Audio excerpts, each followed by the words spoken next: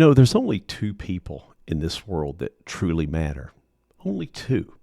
Now, who are these people? I can tell you who they're not. They're not your parents, not your kids, not your wife, not your husband, not your boss. Not saying that they don't matter, but they aren't the top two people that you need to impress. Because when you impress these two people, everything in your life changes. When you impress these two people, your life just starts adding up. Your life starts making sense. You find more happiness. You find more joy. Am I talking about God? No, because God's not a person walking on this earth. I'm talking about the two people that are actually here. So who are these two mysterious people? The first person is the 8-year-old that's inside of you. The 8-year-old, the one who was always curious, always excited, always wanting to know what was going to happen next.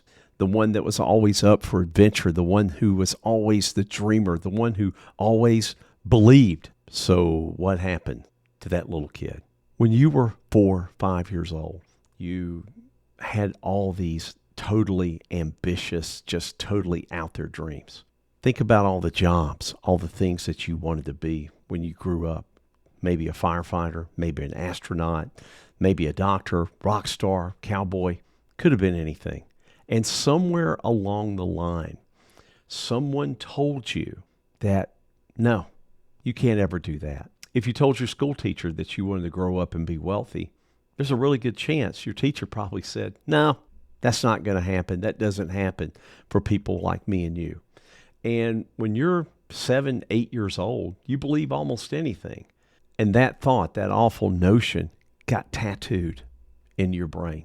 And when that belief, along with a lot of other beliefs that people imposed on you over your childhood, when enough of that got tattooed into your thought process, then none of this seemed possible.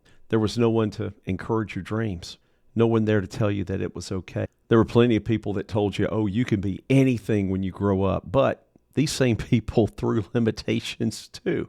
Oh, you can't do that. Oh, that's too much work.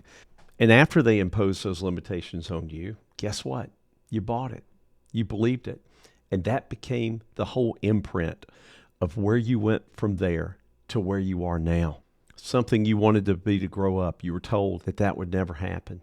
So you end up just following the plan. You went to school. You went to college. You got a job. You got married. You got a mortgage. You got house payments. You had 2, 3 kids. And then all of a sudden you wake up, you're 30, 35 years old, and you realize that you've just become a slave to the system. But the problem is it has trapped you into this vicious cycle that seems like it's just impossible to get out of. That little boy, that little girl that's inside you, the good news is it's never too late to impress them.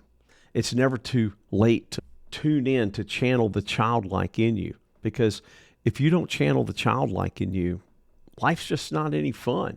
I'm 60 years old and I tell people, yeah, I may have grown old, but I'll never grow up. I'm still looking for the adventure. I'm still looking for the excitement. I'm still working and achieving the things that make me happy. I don't care if it makes anyone else happy. The second person that you need to impress, and this is just as important, if not more so, is impressing the 90-year-old version of you, the one laying on your deathbed, who's either going to look back at life with all the excitement and joy that you gave him, or look back at all the regret of not taking chances, not taking risk, of not asking that person out, of not taking that opportunity, not taking that new job or starting that new business, or the opportunity to speak to people. I don't know what the percentage is of people that actually will pick up a phone and start doing selfies and start talking to social media. But out of the 8 or 9 billion people that there are on this earth, that percentage is pretty microscopic. And the things that I do on social media, the things that I talk about on this channel, are things that I do for me, because it's for things that are near and dear to my heart. I have lots of commenters on Instagram talking about how my posts have helped them get the courage to walk out of abusive relationships. I only have only one success story. I'm happy. my job is done. I want to do more. I want to have a greater impact. But people will hate on me. They'll make fun of me.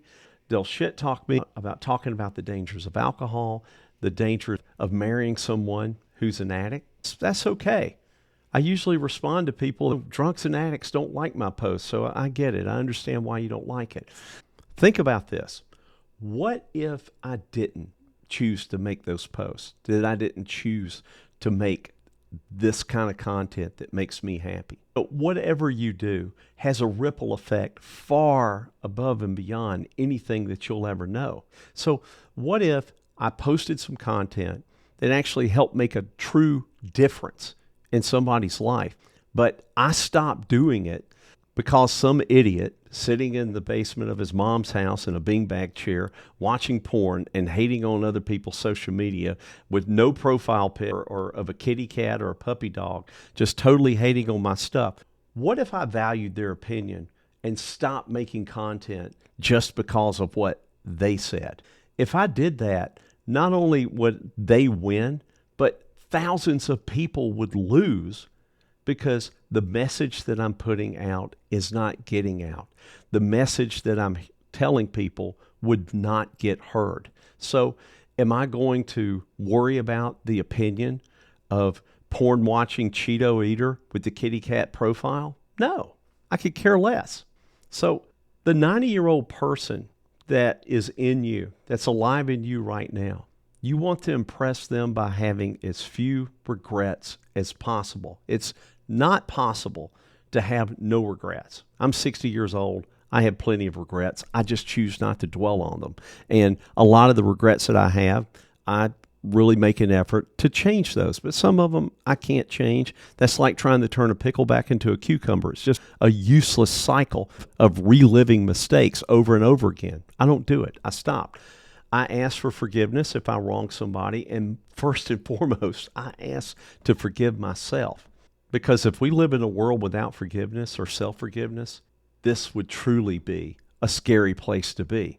So the two people you want to impress, one, the 8-year-old little boy or little girl who was full of joy, adventure, and following their dreams. And two, the 90-year-old who's lying on their deathbed, not all comfortable, but full of scars and bruises and just laughing and screaming, yelling, "Holy shit, what a ride this was," versus the one that's just sitting there sour, alone. Who are you trying to impress? Whose opinions are you trying to sway? So you have no idea what it is people think of you. You might see how they act or see their actions or hear what they say. But at the end of the day, you really don't know.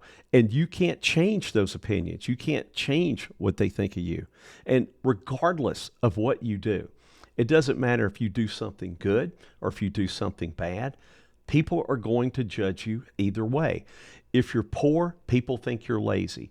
If you're middle class, people will just say you're part of the matrix. If you become rich, people will call you an asshole. So it doesn't matter what you do. There are still going to be people who are going to disagree with you. There are going to be people that are not going to jive with what jives with you. People are going to judge you no matter what. So if they're going to judge you no matter what, then you may as well do what you want to do. You may as well live the life that you want to live. And in living that life that you want to live, that is impressing that 8-year-old and that 90-year-old at the same time. And if you are impressing those two people, you have life clocked. You're ahead of over 90% of the people walking on this earth. You're totally ahead of them because there's so many people that have such unfulfilled lives. I have people that reach out to me on social media that are crying and screaming about the abusive life, the hell that they're living through. But when you go look on their profiles and when you look at their pages, they're living the perfect life. Why? They're not going to talk about the hell that they're going through because of the shame, the embarrassment, and they don't want to trigger the opinions of other people. Lots of times talking to these people probably would make their problems even worse or make the consequences of those things worse. So why try to talk to them? Why try to impress them in any sort of way? There's a really good rule of business I was told by my father many, many years ago, and it's the truest thing that I've ever heard come out of his mouth. If you operate under the assumption that 100% of the people are 100% self-serving 100% of the time, you'll never be disappointed. And that is absolutely true, because at the end of the day, everyone is looking out for number one. Society and the media would all like for you to believe that everyone's just holding hands, singing "We Are the World, We Are the Children." I live in Florida. We have hurricanes. When hurricanes come, no one is singing "We Are the World." It's every man for himself. When COVID showed up, nobody was holding hands. Everybody was running, screaming, fighting for their own survival. These are the people that you're trying to impress. You're trying to impress people who probably wouldn't even show up at your funeral. I travel a lot. You walk through the Miami airport and you will see a woman looking at her blouse, seeing that there's a hole in it. I've heard people walking around bitching at the other one that their socks didn't match. You'll see somebody wearing a Rolex. This isn't a Rolex, it's a Seiko. But you'll see these guys walking around like this. They want everybody to see that Rolex. But what none of these people realize is no one cares. Everyone is out looking out for their own thing, trying to get where they're wanting to go. Is one day I backed my Toyota Sequoia up in a parking space here at my office, and I parked between two vehicles, a Lamborghini and a Kia. The Lamborghini was all wrapped in purple, beautiful. The Kia next to it was yellow, beat up. It looked like a pizza delivery vehicle. And it's very interesting that I parked between those two cars, because the moment that I walked past them and got on the elevator, I'd forgotten about them both. So you could drive that Lamborghini down I-95 and people are going to look at it, but 3 minutes later, not even, they've forgotten about it. You could still pass them with that piece of shit yellow Kia. Same thing. They're going to forget all about it in less than 3 minutes. So if you're ever going to buy anything to impress other people, my friend, you are buying it for the wrong reason, because A, they don't care, and B, if anything, it's going to make them jealous of you. It's going to make them talk and judge more about you, not about the success that you had making the money to go buy that Lamborghini. It's going to be, oh, look at this. He's doing this. He's doing that. He must be a crook. He's driving a Lambo now. He must be an asshole. It's going to draw judgment no matter what. So you may as well do what you want. Do the things that are for you. Do the things that are going to impress those two people inside you. Look at a situation in life that you're living in. You're with somebody that's abusive, and you want to leave so bad that you just want to come out of your skin. But the real reason why you won't leave is you're afraid what other people are going to say. You're afraid of what other people are going to think. Let me tell you something. Nobody wakes up in the morning and you are first on their mind. No one. My wife lays next to me. I wake up every morning before her. Is she the first thing on my mind when I wake up? Hardly ever. Isn't that interesting? Think about what it is that's first on your mind when you wake up in the morning. Think about that. No one's thinking about you, other than every now and then your parents or maybe your spouse. That's it. You are not number one on anyone's agenda when they wake up in the morning. So why are you worried about them? Why do you even care? Their opinions don't matter. When you're 90 years old and about to die, they really aren't going to matter then. But the truth is, they really don't matter now, because you only get one life on this earth. Only one. That's it. And I always get so frustrated with people who always talk about, oh, I'm going to do this one day, or I'll get around to it sometime. And it's annoying to me, because people think that they have all the time in the world. You don't. God forbid, you could have that car crash tomorrow. Be a nightmare. You're gone. It's over with. So are you going to work to impress someone that won't even show up to your funeral? Or are you going to work to impress that 8-year-old and that 90-year-old? Because at the end of the day, that's all that matters. Everything else is just noise. Two people, that's it. That's all you have to do. And if you haven't impressed those people as long as you've been alive, the good news is It's not too late to start. You can still do it. Is it going to be uncomfortable? Yeah. Is it going to create some bold moves for you and some risk? Absolutely it will. Will it be worth it? 100%. You're so much better living your life than living someone else's. If you like this, share it, subscribe, give me a follow, hit the notification button. We're going to be doing this all the time. And I can't thank you enough for being here with me, and we'll talk again soon.